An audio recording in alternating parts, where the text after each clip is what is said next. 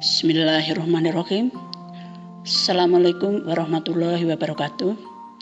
Alhamdulillah wa syukurillah bi nikmatillah wassalatu wassalamu ala rasulillah la haula wala quwata illa billah.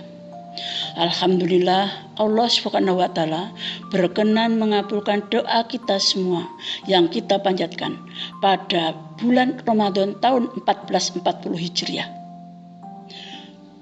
Ya Allah yang Maha Rahman dan Rahim, dengan kerendahan hatiku ya Allah, pertemukan hamba-Mu ini dengan bulan Ramadan tahun depan atau tahun 1441 Hijriah. Dengan doa ini, maka saat ini kita dipertemukan kembali dengan Ramadan tahun 1441 Hijriah ini. Ibu-ibu anggota dan pimpinan PRA, ibu-ibu anggota dan pimpinan PCA, serta pimpinan PDA Kota Malang, rahimakumullah. Materi yang saya bacakan ini akan saya bagi menjadi 3 bagian. Yang pertama yaitu tentang sabar, ikhlas, dan tawakal. Bagian yang kedua tentang ujian atau cobaan, musibah dan azab. Bagian yang ketiga adalah tentang virus corona atau COVID-19. Nampaknya Bukom ini ikut latah topik yang sekarang sedang viral. Yang pertama adalah sabar, ikhlas, dan tawakal. Pengertian sabar adalah sikap tahan menghadapi cobaan atau tidak lekas marah, tidak lekas putus asa, tidak lekas patah hati, dan tenang. Sifat yang kadang sulit kita lakukan dalam menghadapi cobaan. Coba ibu-ibu introspeksi diri, muhasabah. Betulkah kita itu sulit untuk bersikap sabar kalau dalam menghadapi cobaan atau ujian? Kalau saya adalah kadang-kadang kurang sabar. Sifat sabar merupakan sifat manusia yang sangat disukai Allah Subhanahu wa taala. Karena itulah maka di dalam surat Al-Quran, Allah Subhanahu wa taala menyebutkan sampai 25 ayat yang terpisah tentang fadilah sabar ini.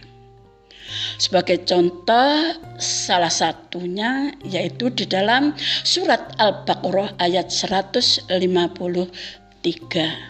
Ibu-ibu, mohon maaf kalau bacaan saya sangat jelek karena saya adalah ustazah KW.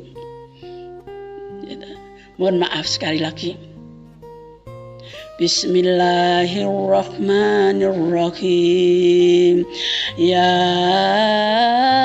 ayyuhalladzina amanu ista'inu bisyabri wassalat innallaha ma'asyabirin. Yang artinya, hai orang-orang yang beriman, jadikanlah sabar dan sholat sebagai penolongmu. Sesungguhnya Allah beserta orang-orang yang sabar. Sabar merupakan satu dari sekian sifat terpuji yang sangat disenangi oleh Allah Subhanahu wa taala dan juga oleh Rasulullah sallallahu alaihi wasallam. Keutamaan sabar dalam Islam merupakan kemampuan diri untuk mengharapkan ridho Allah secara tegas telah memberikan pahala kepada mereka, orang-orang yang sabar tanpa hisab. Allah bersama mereka dengan hidayah dan pertolongannya. Kesabaran akan menjadi tameng sekaligus sebagai pedang yang tak pernah patah demi menggapai kemenangan. Bersama Allah, manusia yang sabar akan mendapatkan kebaikan, baik di dunia maupun di akhirat, serta memenangkan berbagai nikmatnya secara lahir dan batin. Sementara itu, kita sebagai manusia jarang menyadari bahwa sifat sabar merupakan saudara kandung dari iman seseorang. Kesabaran adalah saudara kandung manusia beriman yang kadangkala ditinggalkan, tetapi akan selalu kembali lagi kepadanya. Meskipun demikian, manakala mereka mendapatkan musibah, maka mereka seringkali akan berbalik surut ke belakang. Karena itulah manusia yang meninggalkan kesabaran akan mengalami kerugian-kerugian di akhirat kelak. Mereka hanya akan mendapatkan dengan tangan hampa. Oleh karena itu, panjatkanlah doa supaya kita bisa sabar. Di setiap kita sholat, kita selipkan doa ini untuk bisa sabar. Robbana afriq alaina sabrun wa tawafana minal muslimin. Ibu-ibu yang dirahmati oleh Allah, sabar itu berbuah ikhlas. Ikhlas pengertiannya adalah semata-mata mencari ridho Allah Subhanahu wa taala.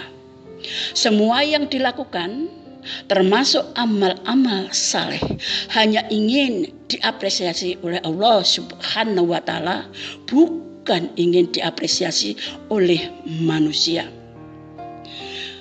Ada tingkatan jenis ikhlas. Yang pertama adalah ikhlas tingkat tinggi, di mana semua amal soleh yang hamba Allah itu hanya dipasrahkan kepada Allah. Apakah Allah akan memberi pahala atau tidak, semua dipasrahkan kepadanya, kepada Allah Subhanahu wa taala. Saya kira ini adalah ikhlas dengan tingkat tinggi, ini adalah ikhlas yang sangat tinggi derajatnya. Yang kedua adalah ikhlas tingkat menengah, yakni sangat mengharapkan amal salehnya diberi pahala oleh Allah di akhirat nanti. Jadi kalau yang tingkat tinggi itu dipasrahkan kepada Allah, yang tingkat menengah itu mengharapkan amal salehnya itu diberi pahala oleh Allah Subhanahu wa taala di akhirat nanti. Yang ketiga adalah ikhlas tingkat paling bawah, yang sangat mengharapkan amal salehnya diberi pahala oleh Allah Subhanahu wa taala di akhirat nanti, dan juga diiringi keinginan penghargaan dari manusia berupa kebaikan dunia. Contoh konkret adalah ada ustadz yang memberikan ceramah dengan harapan ada balasan, dan kadang-kadang menentukan tarif yang sangat tinggi dalam memberikan ceramah. Saya kira ketiga tingkatan ikhlas, apakah itu tingkat tinggi, tingkat menengah, tingkat paling rendah, itu adalah baik semuanya. Yang tidak baik adalah kalau kita melakukan amal soleh itu ingin diapresiasi, hanya dihargai oleh manusia, yang itu yang dinamakan riya, dan tidak ada pahala apapun terhadap amal saleh itu kalau kita itu disertai dengan adanya riya. Kemudian sekarang menginjak pada tawakal. Tawakal adalah berserah diri sepenuhnya kepada Allah Subhanahu wa taala dalam menghadapi sesuatu permasalahan. Maknanya barang siapa yang percaya kepada Allah Subhanahu wa taala dan menyerahkan semua urusannya kepada Allah Subhanahu wa taala, maka dia akan mencukupi semua keperluannya. Karena itulah kunci sukses seorang hamba dalam menghadapi setiap persoalan adalah dengan sabar dan tawakal. Dalam hal ini Allah Subhanahu wa taala berfirman di dalam surat At-Tolak ayat 3. Bismillahirrahmanirrahim. Wa yarzuqhu min haitsu la yahtasib. Wa may yatawakkal 'alallahi fahuwa hasbuh. Innallaha balighul amri. Qad ja'alallahu likulli syai'in qadira. Dan barang siapa yang bertawakal kepada Allah, niscaya Allah akan mencukupkan keperluannya. Sesungguhnya Allah melaksanakan urusan yang dikehendakinya. Sesungguhnya Allah telah mengadakan ketentuan bagi tiap-tiap sesuatu.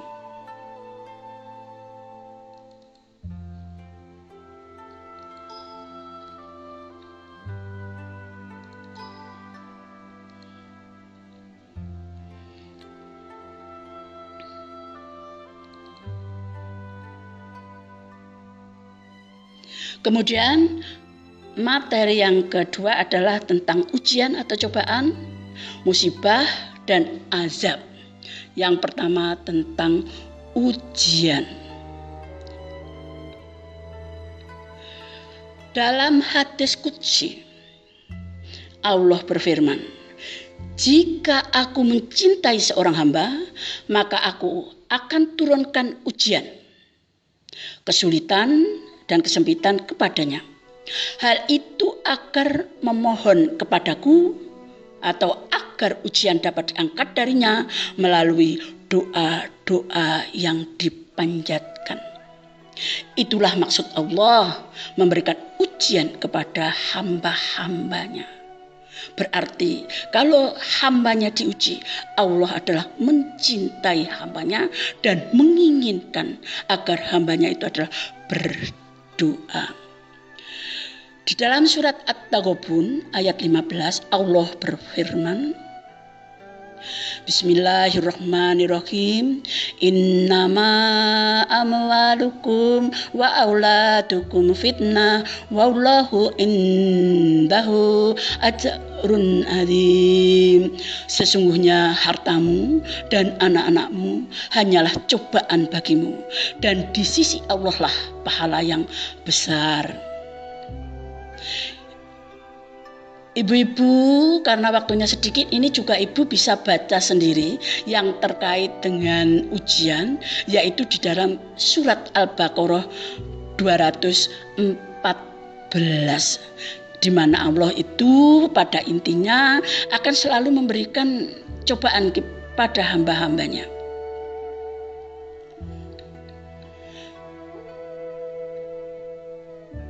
Kemudian di dalam surat Muhammad ayat 31, karena pendek ini akan coba saya baca. Bismillahirrahmanirrahim. Wala nabluwannakum hatta na'lamal mujahidina minkum wasyabirina wa nabluwa akhbarakum. Artinya, dan sesungguhnya kami benar-benar akan menguji kamu agar kamu mengetahui orang-orang yang berjihad dan bersabar di antara kamu, dan agar kami menyatakan baik buruknya hal ihwalmu. Ujian diberikan kepada orang beriman, bisa berupa kesenangan atau kesusahan, kesulitan atau kepedihan, agar mengetahui mana yang bersabar dan mana yang tidak bersabar. Jika berhasil melewati ujian, maka akan menjadi hamba-hamba Allah yang al-akhyar, dipilih oleh Allah karena termasuk golongan orang-orang yang sabar dan ikhlas. Di dalam surat Al-Baqarah ayat 286 yang paling awal, ya. Bismillahirrahmanirrahim. La yukallifullahu nafsan illa wus'aha. Allah tidak membebani seseorang melainkan sesuai dengan kesanggupannya. Dalam hadis yang diriwayatkan oleh At-Tirmidzi, An-Nasai, dan Ibnu Majah, Rasulullah bersabda, ujian diberikan sesuai dengan kadar kekuatan keagamaannya. Apabila agamanya itu kuat, ujiannya berat, Dan apabila agamanya lemah, maka ujiannya ringan. Dan tujuan dari ujian itu adalah agar manusia dapat mendekatkan diri kepada Allah Subhanahu wa Ta'ala. Pembahasan lebih lanjut adalah tentang musibah. Musibah bisa menimpa kepada orang yang beriman atau tidak beriman. Kalau ujian tadi itu hanya kepada orang yang beriman, tetapi kalau musibah bisa kedua-duanya. Musibah bisa berupa kesusahan, kesulitan maupun kepedihan karena mendapat sesuatu yang tidak disukai atau tidak diinginkan. Di dalam surat Asy-Syura ayat 30 Allah berfirman, Bismillahirrahmanirrahim. Wa ma asabakum min musibatin wa bima kasabat aydikum wa ya'fu an katsir. Artinya, dan apa saja musibah yang menimpa kamu, maka adalah disebabkan oleh perbuatan tanganmu sendiri, dan Allah memaafkan sebagian besar dari kesalahan-kesalahanmu. Dalam sebuah hadis yang diriwayatkan oleh Muslim, Rasulullah bersabda, tidak ada satupun musibah atau cobaan yang menimpa seseorang mukmin, walaupun itu berupa duri, melainkan dengannya Allah akan mencatat untuk satu kebaikan atau menghapus satu kesalahan. Selanjutnya adalah tentang azab. Azab merupakan siksaan yang dihadapi manusia sebagai akibat dari perbuatan atau kesalahan yang pernah ia buat. Azab berupa kepedihan dari Allah kepada orang kafir atau orang-orang yang menentang Allah Subhanahu wa Ta'ala. Azab bisa azab dunia dan akhirat. Di dalam surat As-Sajdah ayat 21 Allah berfirman, Bismillahirrahmanirrahim. Wala nudziqannahum minal adzabil adna dunal adzabil akbari la'allakum yarji'un. Artinya, dan sesungguhnya kami merasakan kepada mereka sebahagian azab yang dekat di dunia sebelum azab yang lebih besar di akhirat. Mudah-mudahan mereka kembali yang benar, ke jalan yang benar.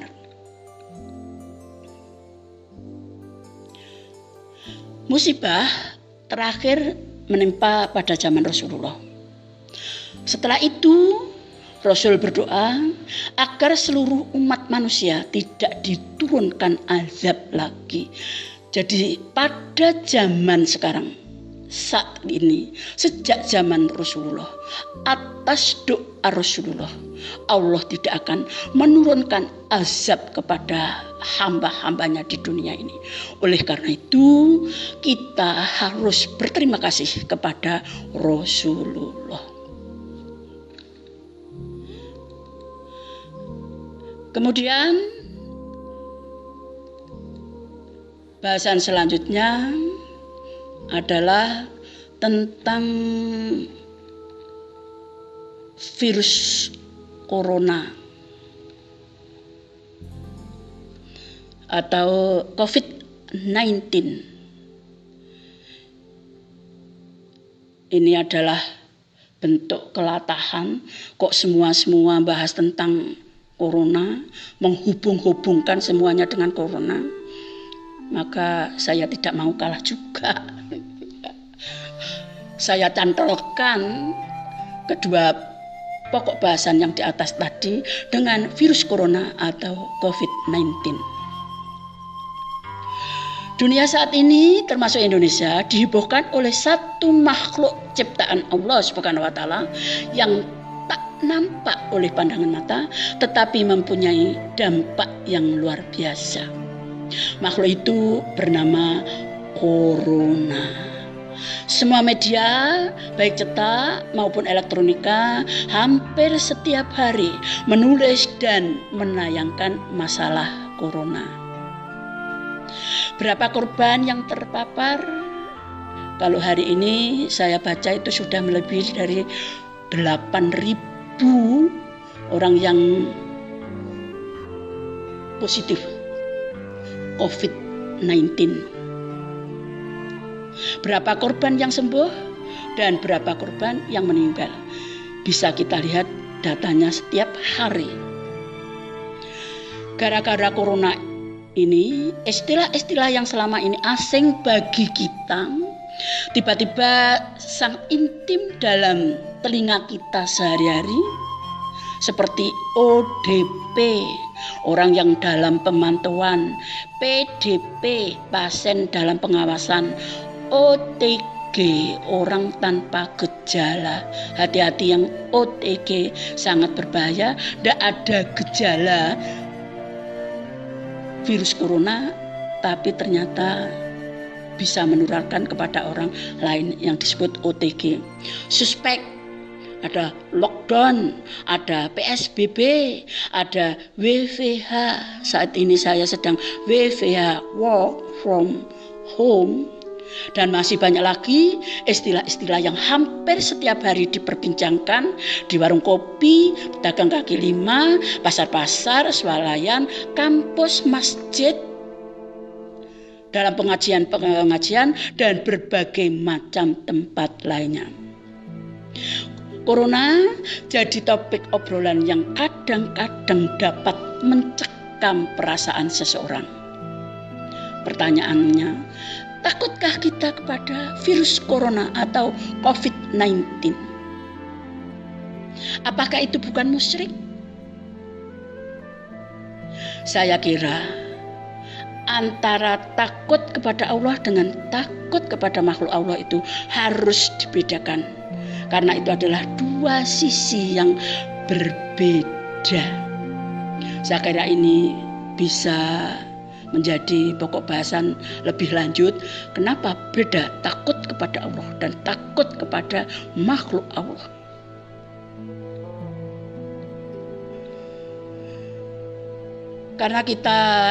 Karena itu kita harus ingat suatu ayat dalam surat Al-An'am.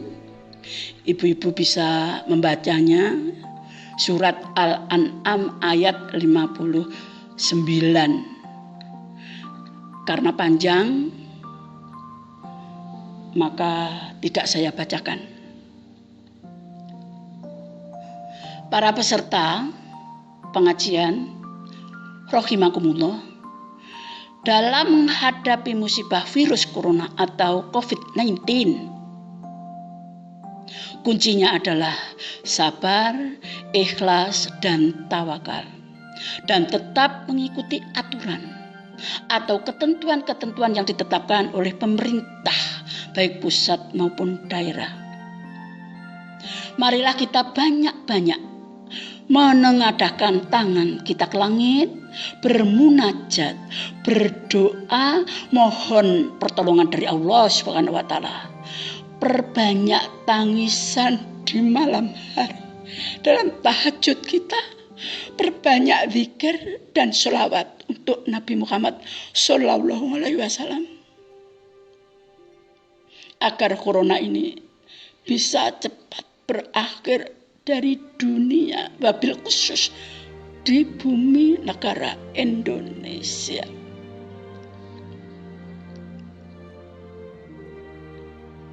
Di dalam surat At-Taubah ayat 129 Allah berfirman, Bismillahirrahmanirrahim. Fa in tawallau faqul hasbiyallahu la ilaha illahu alaihi tawakkaltu wa huwa rabbul arsyil adzim. Yang artinya, jika mereka berpaling dari keimanan, maka katakanlah, Cukuplah Allah bagiku, tidak ada Tuhan selain Dia. Hanya kepadanya aku bertawakal, dan Dia adalah Tuhan yang memiliki arsy yang agung. Kemudian berdasarkan apa yang saya paparkan tentang ujian, cobaan, musibah atau azab, saya berpendapat bahwa virus corona atau COVID-19 yang sedang melanda dunia, tidak terkecuali negara Indonesia, itu merupakan musibah, bukan azab. Kenapa musibah? Karena penyakit itu, yang ganas itu, yang berupa virus corona yang dinamakan COVID-19, itu semuanya itu kena, baik orang muslim, mukmin, orang kafir, semua akan ditakutkan, dan ada yang mengalami penyakit ganas ciptaan Allah Subhanahu wa taala. Bukan azab, karena kalau azab seperti yang saya katakan tadi, sekarang ini sudah tidak ada azab atas doa Rasulullah Shallallahu Alaihi Wasallam. Pemikiran saya ternyata setelah saya buka internetnya sama dengan pendapat-pendapat ulama, termasuk ulama imam besar Masjid Istiqlal Jakarta, yakni Profesor Nasaruddin Umar, yang berpendapat bahwa virus corona bukan azab untuk umat manusia, hamba-hamba Allah di dunia, tapi itu merupakan musibah. Semoga mari kita berdoa Allah cepat-cepat untuk mengakhiri, menarik kembali, menggenggam kembali virus corona yang ganas, yang sangat menakutkan kepada umat manusia. Demikian ibu-ibu peserta pengajian rahimakumullah. Semoga apa yang saya bacakan ini bermanfaat bagi ibu-ibu semuanya.